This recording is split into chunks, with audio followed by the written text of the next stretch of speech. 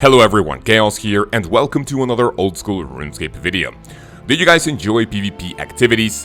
If you're like me, the answer is probably no, because you've grown to hate PKers for killing us in the wilderness and taking our spade.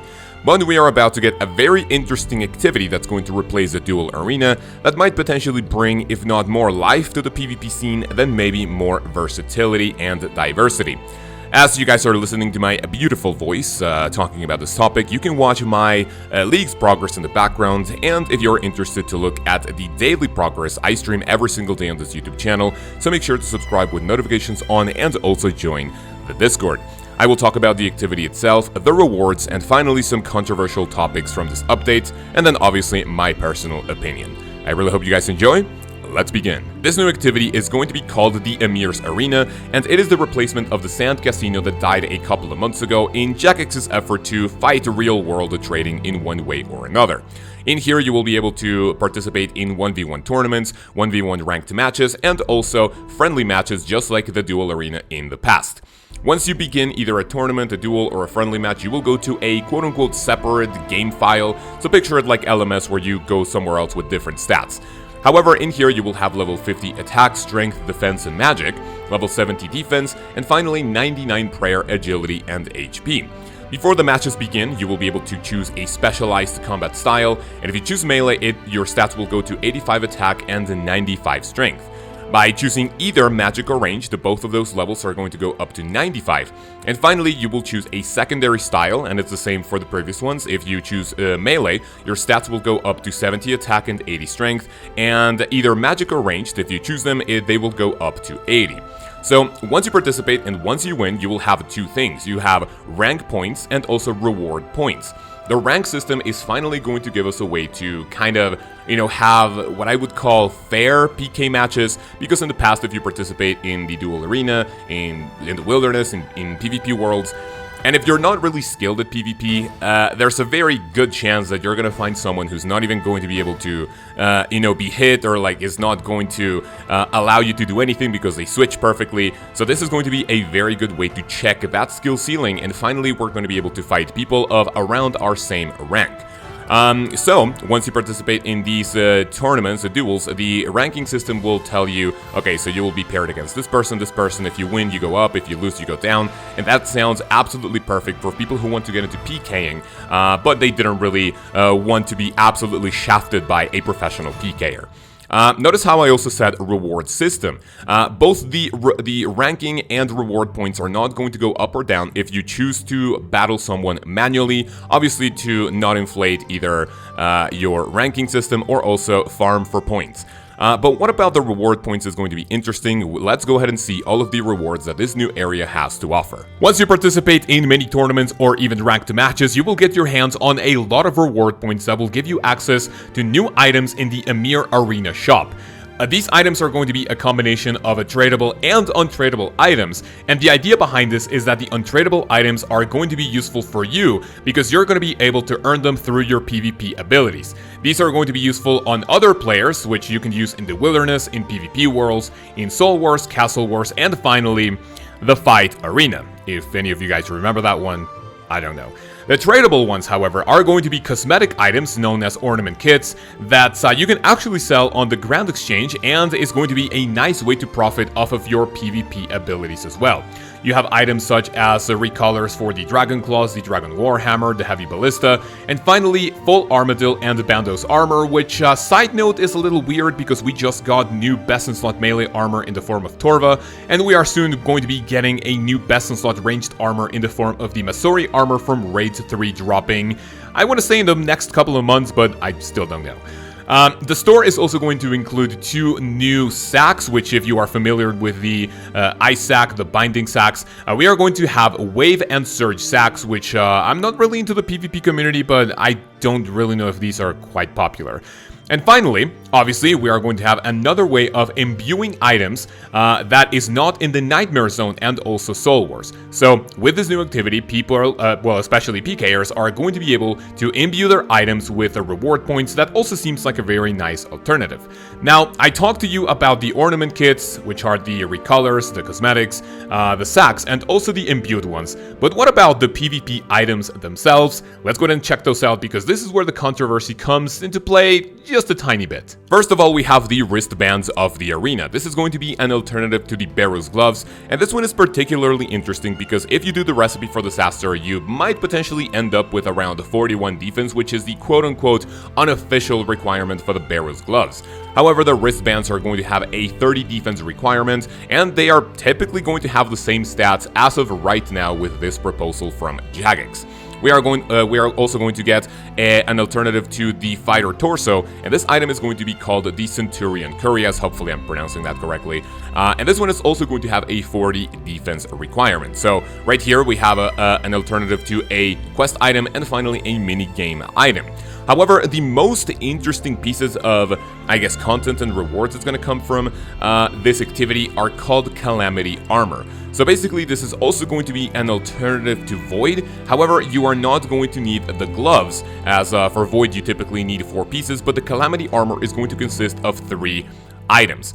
The interesting thing about this is that these pieces of armor are going to come in 3 tiers. For tier 1, you will need 1 defense, for tier 2, you will need 55, and finally for tier 3, you need 78 defense. Wearing the chest and the legs is going to, give you some decent stats according to whatever defense level you are, and wearing the helmet, it is going to specialize in the style that you actually chose. Remember, RuneScape pronunciations are not my thing. First, we have the Meoma helmet, which is going to aid you in melee. Korif will help you in ranged, and finally Saika is going to help you in the mage style. How hard these are going to hit is yet to be seen, but again, this is a way to bypass pest control, which is also kind of like a painful activity if you're going for all pieces of armor. This is fairly interesting, and you guys are seeing the stats on screen, and honestly, I just can't wait to see all the PKers and videos pop off whenever we get these brand new items. However, there's more, and there's one particular item that's even getting the PKers a little flustered. The item I'm talking about is called the Amulet of Souls. And a little side note, if you guys don't play RuneScape 3, the Amulet of Souls is also in the game and is quite powerful, but it's not going to be anything like the one proposed in old school RuneScape. So basically, this is a way to combine an Amulet of Fury, an Onyx, and finally an Amulet of Souls scroll, which you will be able to purchase in the store. Once you charge this with the Soul and Death runes, which is going to go up to 10 charges, if you take lethal damage in PvP, that means the damage that would normally kill you, you're going to be revived with 5 HP, and it is going to cure all poison and venom. Obviously, this is going to have a little cooldown of 15 minutes, because, well, I think it would be kind of unfair if you run away from a fight, you die, you revive, and then right away if people kill you with those 5 HP, well, yeah, that sounds a little too broken. So this is the item that a lot of people are maybe not complaining about, but are telling Jagex that it needs to be either nerfed or straight up removed. In my opinion, it sounds really good, and it's basically a way of having a second chance whenever fighting in PvP situations. If you guys played Call of Duty, picture this as the second chance perk, I believe, and if it's anything like that, I can potentially see why people are complaining about. Next, we're going to have a Thaw Potion, if I'm pronouncing that correctly, and it is going to be a way to combine a Flame Rose with a Dwarf Weed, a White Lily, and finally a Vial of Water. If you drink this potion, and if you are frozen in place by either ice spells or binding spells, you are going to resist that spell. However, if you are frozen or bound and you drink it, it is going to have no effect. So timing for this one is very important. And also, a final item that's being proposed is a left-click teleport option to be below level 30 Wilderness. So picture the Royal Seed Pod for PKers, because, well, obviously not a lot of people have the patience to grind through Monkey Madness too. So these are the 3 extra items that we're going to get outside of armor, and honestly all of them look pretty interesting, but I guess only time will tell. So I will be quite honest, like I said many times before, I am not a PvP player, and nothing here looks like it's going to be broken, or at least enjoyable in a way that would make me want to go like, oh, fine, I'm gonna have to learn PvP because of this, right? All of these items, you know, in a way, you know, I have my Barrow's Gloves, I have my Void, I have my one-click teleport, my Royal Seed Pod, so as a maxed main with all quests, all achievement diaries, nothing here makes me too crazy, but what about the other side of the coin? What about all the PKers that would go like, well, this looks broken, this looks, you know, bad, this looks great. When it comes to all of these, I believe they're going to be pretty useful both in PvP worlds and the wilderness. I don't really see these being exactly useful in minigames because, let's be quite honest, if you go to Soul Wars or Castle Wars, those places are a little deserted, you know, unless you organize like a little team event with your friends or your clan. And let's be honest, the fight arena, well, I think people only do that for the Karamja Diary. So, actually, it's not that this update is bad, but it's really only going to be helpful for PvPers in a way to like, okay, maybe let's spice up the, you know, this combat bracket, you know, let's have some max numbers increased, or, you know, this new armor, the void pieces. It is going to be very interesting, but I don't really see it, quote-unquote, reviving. I mean, it's not like it's dead, but it's not going to, you know, do any wonders, right? Obviously, Jagex just can't add way too many things here that would help you in PvEming situations, because, you know, being a PvP activity, obviously you want to limit it to PvP. If there were other items that would help you outside of PvP, I think I would see myself learning PK and actually doing this. It's almost the same as LMS, where there's a couple of cool items that I would like to get, but quite frankly, because I do not have the skill required to kill either players or the bots that seem to be plaguing that place, that is what's kind of driving me away from it. If this minigame is going to be the beginning of a ranked system when it comes to PvP battles, and if they implement it somewhere else where there's going to be a lot of rewards to be earned, then I can see myself learning PvP in order to get these cool rewards themselves. So, the final thing I want to mention in this video, I know this is going to be, you know, that it has been a little long because I tend to word vomit a little bit, is should this be polled, right? I think, and from what we've seen before, PvP polls, I don't think they're going to be polled ever again, because there are a lot of spite voters in the community that go like, okay, I don't like PvPers, you know what, peace, and then you're not going to get your items, right? So this is going to be a, maybe not a test, but it's going to be a way for Jagex to show what they consider integrity changes.